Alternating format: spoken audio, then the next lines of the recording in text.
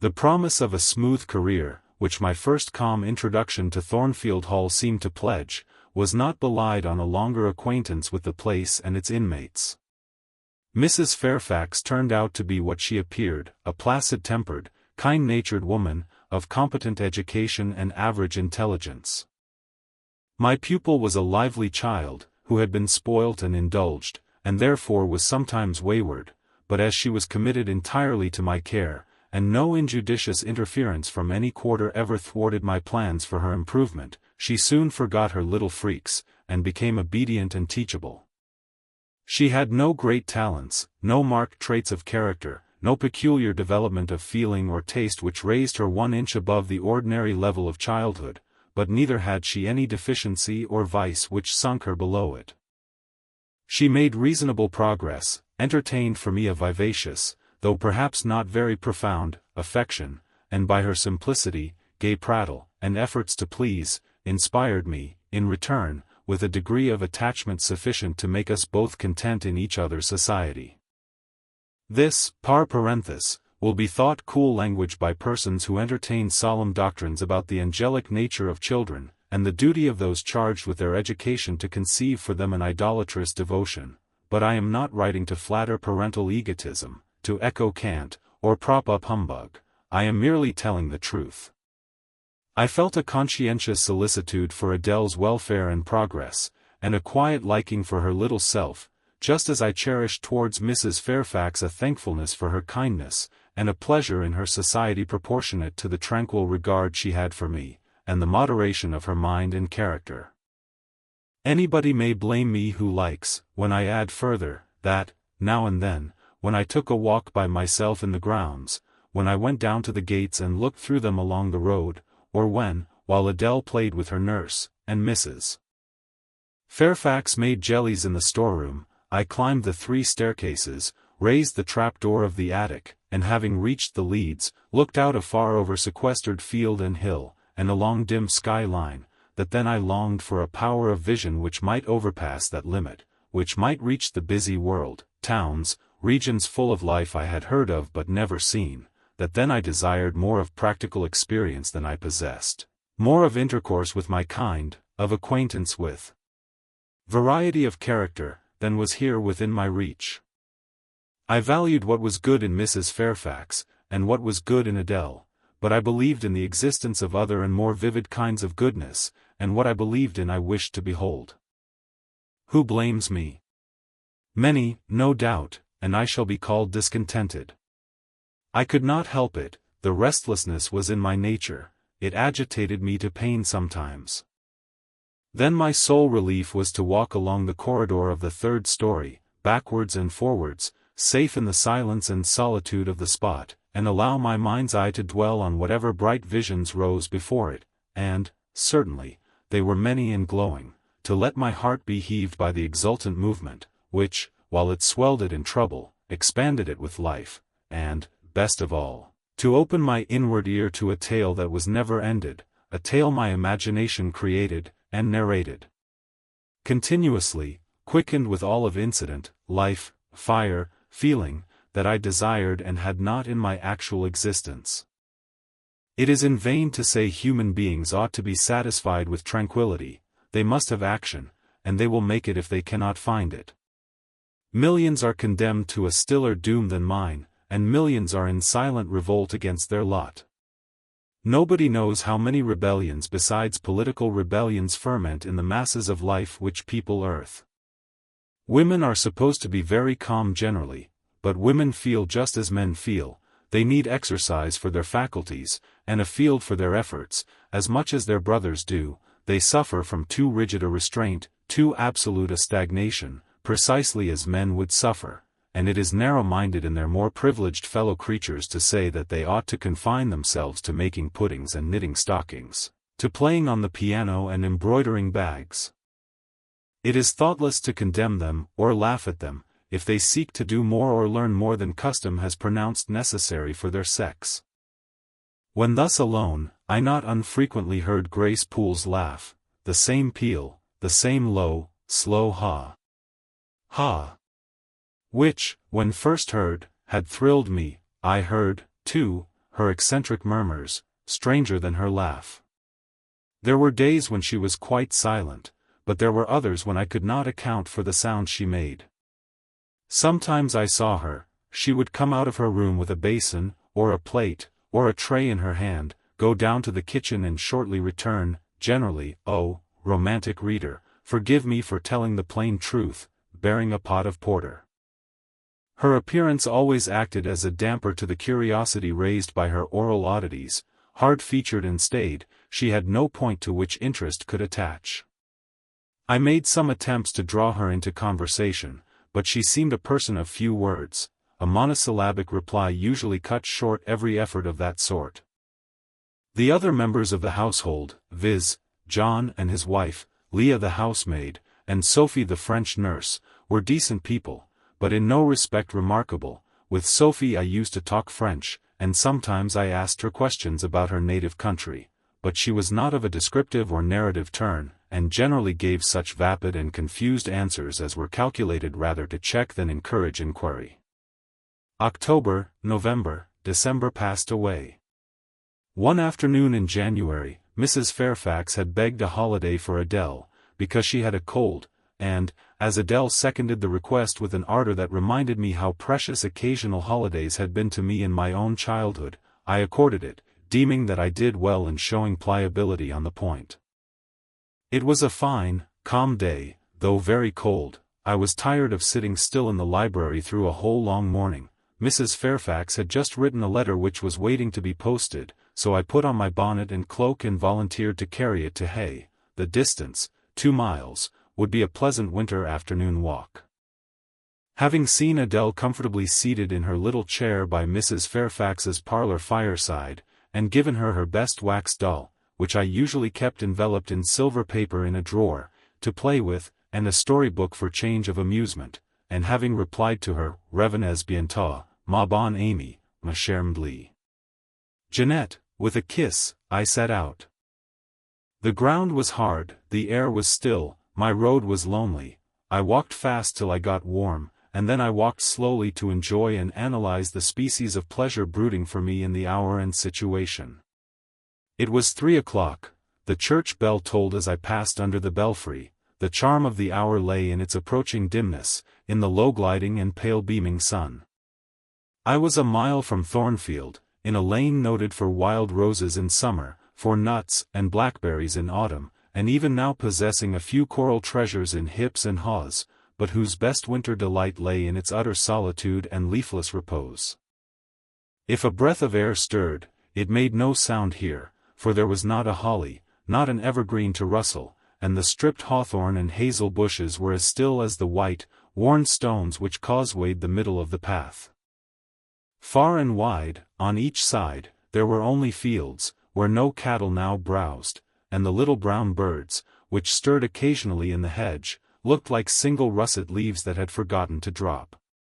This lane inclined uphill all the way to Hay. Having reached the middle, I sat down on a stile which led thence into a field. Gathering my mantle about me, and sheltering my hands in my muff, I did not feel the cold, though it froze keenly, as was attested by a sheet of ice covering the causeway, where a little brooklet, now congealed, had overflowed after a rapid thaw some days since.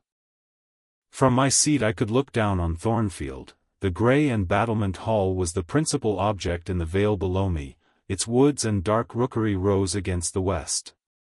I lingered till the sun went down amongst the trees, and sank crimson and clear behind them. I then turned eastward. On the hilltop above me sat the rising moon, pale yet as a cloud, but brightening momentarily. She looked over Hay, which, half lost in trees, sent up a blue smoke from its few chimneys. It was yet a mile distant, but in the absolute hush I could hear plainly its thin murmurs of life. My ear, too, felt the flow of currents, in what dales and depths I could not tell, but there were many hills beyond Hay, and doubtless many becks threading their passes.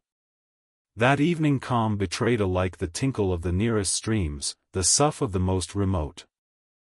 A rude noise broke on these fine ripplings and whisperings, at once so far away and so clear, a positive tramp, tramp, a metallic clatter, which effaced the soft wave wanderings, as, in a picture, the solid mass of a crag, or the rough boles of a great oak, drawn in dark and strong on the foreground, effaced the aerial distance of azure hill, sunny horizon, and blended clouds where tint melts into tint.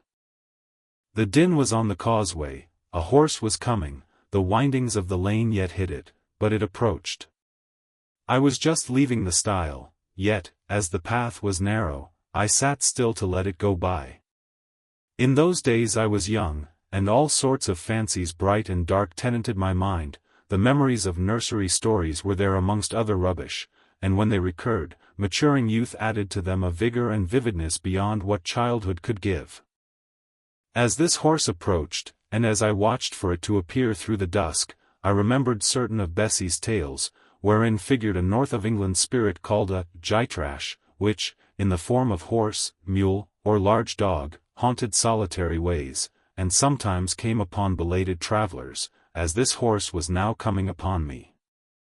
It was very near, but not yet in sight, when, in addition to the tramp, I heard a rush under the hedge, and close down by the hazel stems glided a great dog, whose black and white color made him a distinct object against the trees. It was exactly one form of Bessie's XII, a lion-like creature with long hair and a huge head. It passed me, however, quietly enough, not staying to look up, with strange pretercanine eyes, in my face, as I half expected it would. The horse followed, a tall steed, and on its back a rider. The man, the human being, broke the spell at once. Nothing ever rode the XII, it was always alone, and goblins, to my notions, though they might tenant the dumb carcasses of beasts, could scarce covet shelter in the commonplace human form. No XII was this, only a traveller taking the short cut to Millcote. He passed, and I went on, a few steps, and I turned, a sliding sound and an exclamation of, "What the deuce is to do now?" and a clattering tumble, arrested my attention. Man and horse were down, they had slipped on the sheet of ice which glazed the causeway. The dog came bounding back, and seeing his master in a predicament, and hearing the horse groan, barked till the evening hills echoed the sound, which was deep in proportion to his magnitude. He snuffed round the prostrate group, and then he ran up to me. It was all he could do, there was no other help at hand to summon. I obeyed him, and walked down to the traveller, by this time struggling himself free of his steed. His efforts were so vigorous, I thought he could not be much hurt, but I asked him the question. "Are you injured, sir?" I think he was swearing, but am not certain. However, he was pronouncing some formula which prevented him from replying to me directly. "Can I do anything?" I asked again. "You must just stand on one side," he answered as he rose, first to his knees, and then to his feet. I did, whereupon began a heaving, stamping, clattering process, accompanied by a barking and baying which removed me effectually some yards' distance, but I would not be driven quite away till I saw the event. This was finally fortunate, the horse was re-established, and the dog was silenced with a "down, pilot." The traveller now, stooping, felt his foot and leg, as if trying whether they were sound. Apparently something ailed them, for he halted to the stile whence I had just risen, and sat down. I was in the mood for being useful, or at least officious, I think, for I now drew near him again. "If you are hurt, and want help, sir, I can fetch some one either from Thornfield Hall or from Hay." "Thank you, I shall do, I have no broken bones, only a sprain," and again he stood up and tried his foot, but the result extorted an involuntary "ugh." Something of daylight still lingered, and the moon was waxing bright. I could see him plainly. His figure was enveloped in a riding cloak, fur-collared and steel-clasped. Its details were not apparent, but I traced the general points of middle height and considerable breadth of chest. He had a dark face, with stern features and a heavy brow. His eyes and gathered eyebrows looked ireful and thwarted just now. He was past youth, but had not reached middle age. Perhaps he might be 35. I felt no fear of him, and but little shyness. Had he been a handsome, heroic-looking young gentleman, should not have dared to stand thus questioning him against his will, and offering my services unasked. I had hardly ever seen a handsome youth, never in my life spoken to one. I had a theoretical reverence and homage for beauty, elegance, gallantry, fascination, but had I met those qualities incarnate in masculine shape, I should have known instinctively that they neither had nor could have sympathy with anything in me, and should have shunned them as one would fire, lightning, or anything else that is bright but antipathetic. If even this stranger had smiled and been good-humored to me when I addressed him, if he had put off my offer of assistance gaily and with thanks, I should have gone on my way and not felt any vocation to renew inquiries, but the frown, the roughness of the traveler, set me at my ease. I retained my station when he waved to me to go, and announced, "I cannot think of leaving you, sir, at so late an hour, in this solitary lane, till I see you are fit to mount your horse." He looked at me when I said this. He had hardly turned his eyes in my direction before. "I should think you ought to be at home yourself," said he, "if you have a home in this neighborhood. Where do you come from?" "From just below, and I am not at all afraid of being out late when it is moonlight. I will run over to Hay for you with pleasure, if you wish it. Indeed, I am going there to post a letter." "You live just below, do you mean at that house with the battlements?" pointing to Thornfield Hall, on which the moon cast a hoary gleam, bringing it out distinct and pale from the woods that, by contrast with the western sky, now seemed one mass of shadow. "Yes, sir." "Whose house is it?" "Mr. Rochester's." "Do you know Mr. Rochester?" "No, I have never seen him." "He is not resident, then?" "No." "Can you tell me where he is?" "I cannot." "You are not a servant at the hall, of course." "You are." He stopped, ran his eye over my dress, which, as usual, was quite simple, a black merino cloak, a black beaver bonnet, neither of them half fine enough for a lady's maid. He seemed puzzled to decide what I was. I helped him. "I am the governess." "Ah, the governess," he repeated, "deuce take me, if I had not forgotten. The governess," and again my raiment underwent scrutiny. In 2 minutes he rose from the stile. His face expressed pain when he tried to move. "I cannot commission you to fetch help," he said, "but you may help me a little yourself, if you will be so kind." "Yes, sir." "You have not an umbrella that I can use as a stick?" "No." "Try to get hold of my horse's bridle and lead him to me. You are not afraid?" I should have been afraid to touch a horse when alone, but when told to do it, I was disposed to obey. I put down my muff on the stile, and went up to the tall steed. I endeavored to catch the bridle, but it was a spirited thing, and would not let me come near its head. I made effort on effort, though in vain. Meantime, I was mortally afraid of its trampling 4 feet. The traveler waited and watched for some time, and at last he laughed. I was mortally afraid of its trampling 4 feet. "I see," he said, "the mountain will never be brought to Mahomet, so all you can do is to aid Mahomet to go to the mountain. I must beg of you to come here." I came. "Excuse me," he continued, "necessity compels me to make you useful." He laid a heavy hand on my shoulder, and leaning on me with some stress, limped to his horse. Having once caught the bridle, he mastered it directly and sprang to his saddle, grimacing grimly as he made the effort, for it wrenched his sprain. "Now," said he, releasing his under lip from a hard bite, "just hand me my whip, it lies there under the hedge." I sought it and found it. "Thank you, now make haste with the letter to Hay, and return as fast as you can." A touch of a spurred heel made his horse first start and rear, and then bound away. The dog rushed in his traces. All 3 vanished. Like heath that, in the wilderness, the wild wind whirls away. I took up my muff and walked on. The incident had occurred and was gone for me. It was an incident of no moment, no romance, no interest in a sense, yet it marked with change one single hour of a monotonous life. My help had been needed and claimed. I had given it. I was pleased to have done something, trivial, transitory though the deed was, it was yet an active thing, and I was weary of an existence all passive. The new face, too, was like a new picture introduced to the gallery of memory, and it was dissimilar to all the others hanging there, firstly, because it was masculine, and, secondly, because it was dark, strong, and stern. I had it still before me when I entered Hay, and slipped the letter into the post office. I saw it as I walked fast downhill all the way home. When I came to the stile, I stopped a minute, looked round and listened, with an idea that a horse's hoofs might ring on the causeway again, and that a rider in a cloak, and a gytrash-like Newfoundland dog, might be again apparent. I saw only the hedge and a pollard willow before me, rising up still and straight to meet the moonbeams.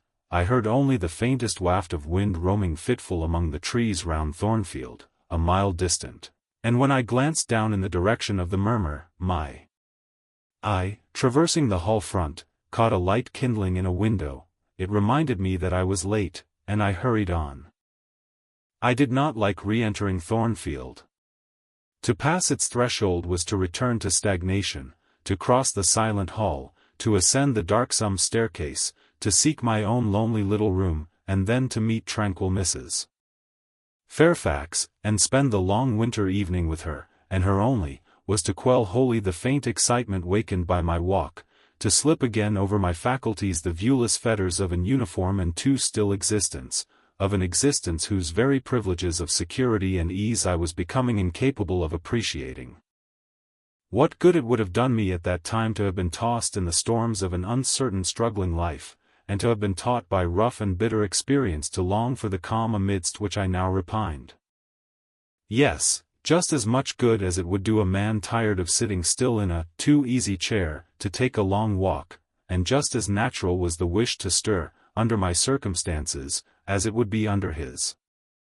I lingered at the gates, I lingered on the lawn, I paced backwards and forwards on the pavement.